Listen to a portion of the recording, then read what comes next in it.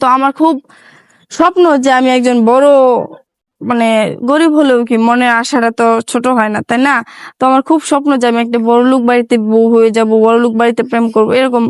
তো এরকম বলা সত্ত্বেও আমার এই মনের ইচ্ছাটা পূর্ণ হয়েছে, কারণ আমি একটা বড় লোক বন্ধুর সাথে প্রেম করছি। বড় লোক একটা বয়ফ্রেন্ড ছিল, আমার খুব বেশ কিছুদিন আমাদের রিলেশন চলছে।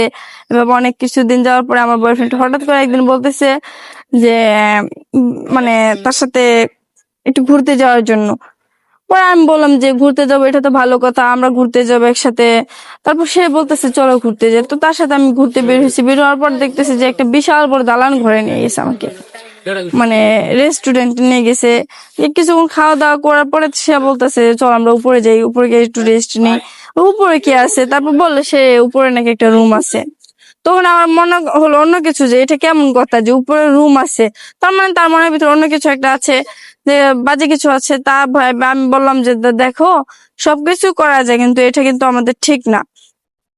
তা বলার সাথে আমার ওই বয়ফ্রেন্ড বললো যে এটা যেহেতু ঠিক না, তাহলে তো আমাদের ভালোবাসাটাও ঠিক না, কারণ ভালোবাসার মানুষকে যদি তুমি দিতে না পারো তখন তো বিয়ের পরে তুমি যে দিবে এটা কোনো সন্দেহ না এটা।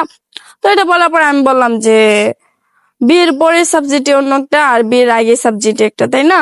তো আমি চাচ্ছি যে একবারে বিয়ের পরেই সবকিছু দেবো। তো সে বলতেছে না আমার এখন লাগবে। তো তার জন্য আমি বললাম যে দরকার নেই, তাহলে তুমি তোমার রাস্তা দেখো, আমি আমার রাস্তা দেখি। তা বলে আমি ব্রেকআপ করে চলে আসছি। তো আমার এখন প্রয়োজন যে একটা মনের মানুষ যে আমাকে সবসময় ভালোবাসবে, কেয়ার করবে, সে সবসময় আমাকে ফোন দিবে, সবসময় কথাবার্তায় থাকবো, ঠিক আছে? তো আমার সাথে যদি যোগাযোগ করতে চায়, তাহলে ভিডিও শেয়ার অপশন নাম্বার দেওয়া আছে, ইমো হোয়াটসঅ্যাপ, সেই নাম্বার আমার সাথে যোগাযোগ করুক। তো মনের মানুষটা কি দেশি না বিদেশি? সে দেশি হোক বিদেশি হোক আমার কোনো প্রবলেম নেই, কিন্তু একটা আমাকে যেন কেয়ার করে ভালোবাসে। আচ্ছা, বয়স কিরকম? বয়স আমার সাথে মিললেই হবে, আমার থেকে একবারে বেশি বয়স হোক বা আমার থেকে একবারে কম, যেন আমার সাথে ম্যাচ খায়, যেন আমার সাথে চলাচল করলে, আমার সাথে ঘুরতে বের হলে যেন মানুষ বলে, তাকায়। আচ্ছা আপু, আপনার গ্রামের বাড়ি কোথায়? জি, আপনার গ্রামের বাড়ি কোথায়? যে আমার গ্রামের বাড়ি লক্ষ্মীপুর। আপনার নাম কি? আমার নাম রিয়া। আপনার ফ্যামিলিতে কে কে আছে? আমার ফ্যামিলিতে আমার ভাই বোন আছে, আমার আব্বু আছে।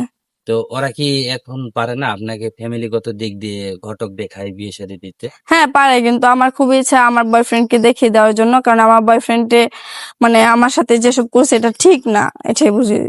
আচ্ছা, তো এখন আপনি সিদ্ধান্ত নিয়েছেন কি?